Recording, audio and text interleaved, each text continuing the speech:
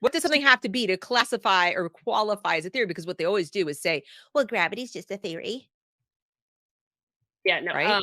a theory, I mean, a theory is basically a supposition of ideas that's intended to explain how something works. That's right. Um, but a theory can be disproven. And actually, this is the thing about falsification. When something is put forward as an idea, it's not just automatically true, even if you have some supporting evidence for it. It's there and it's the current state of what we understand. But if something comes along that by evidentiary practice and analysis and what have you can prove the first theory wrong, well, you advance to another theory. Testable. Thank you, Richie. That's a good way to do it. A Hey, theory, a real theory is yes, testable, is triable, right. it is falsifiable. The thing with That's right. critical race theory and all the critical theories in general, covered it ad nauseum on this channel and so have many others at this point, that it's not falsifiable. It is utterly That's correct. unfalsifiable. It is an Correct. acceptable true thing.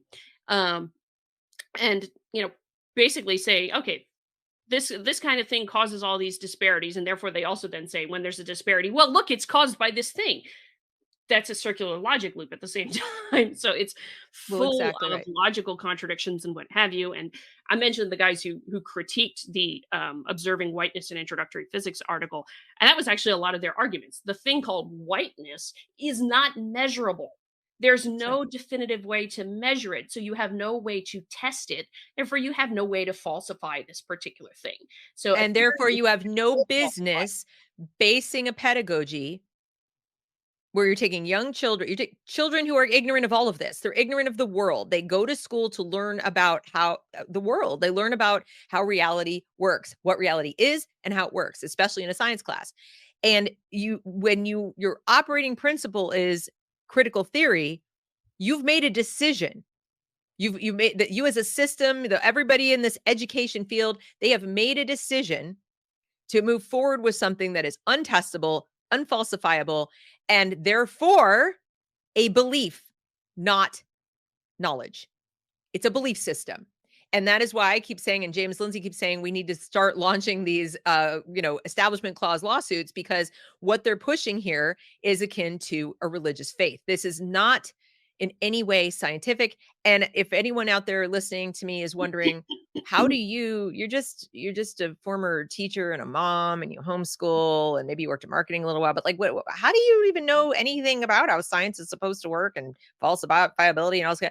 I learned it in school, believe it or not, because back then the teachers still, at least, even though many of them were quite left, they were quite progressive. They hadn't yet gone completely out of their minds and dispensed with belief in reality. So they still at least understood that there's some lines in the sand that you do not cross. And so, yes, I learned the basics. And that's why those test results Adrian showed you at the beginning are so very important, because that means now that 80% of our students don't even come close to knowing what I know about science. Mhm. And I'm a nobody. I'm a nothing. I mean, next to Adrian, Now, I I'm am gonna an say, Deb, you're not a ignoramus about nobody. science. You're not a I'm nobody. saying, in terms of I have enough, I know enough about what I don't know to know that when I went into elementary school classrooms and had to teach the subject of science, which I did, because when you teach elementary school, you teach all the subjects in one classroom. You really don't go to a science teacher. That doesn't happen until middle school. So I was tasked with teaching science. And I really do credit, even at the University of Pennsylvania, which has gone completely off the rails, and it really has been for a long time. I was fortunate enough to have as one of my best professors in the teaching of science class, a woman who still understood what science was. And it was what I hoped it would be, which was sort of a refresher course in basic scientific concepts, because we obviously weren't scientists. We were going want to be teachers. And you really can't count on that, that some scientist is going to want to go teach elementary school. And she walked into the room day one of class.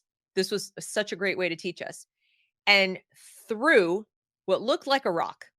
It absolutely looked like a rock at us. And we were, like doing this thing because why is she throwing rocks at us? And then everybody very quickly realized it was a styrofoam rock. You've seen those. They're painted. They look Yep, so real totally that if harmless. somebody throws it at you, you think, "Oh my god, they just threw like a semi boulder at me." And then the person picked it up and she said, "Why did you all duck?" And we began the exercise of examining why we ducked, what senses we used to perceive the thing that she threw at us, et cetera, and so forth. We went all the way back to the beginning of observational reality. Like, Mhm. this is how we observe. So when you're working with little kids, you need to harness their natural inquisitiveness and curiosity and encourage them to observe and express what they've observed. That involves vocabulary. We have to teach them certain vocabulary and certain processes of observation. And that and then we learned how to create lesson plans around observing reality. So my first grade class was taught about matter, different properties of matter, by putting different objects in a paper bag so they couldn't see, or a box with a hole in it, and they had to reach in and touch something and just feel it. Then I had them blindfolded. I had them take different objects and describe to their partner what they observed without their sight. Mm. And we learned about how important it is and so forth. So that's how I was taught to teach science.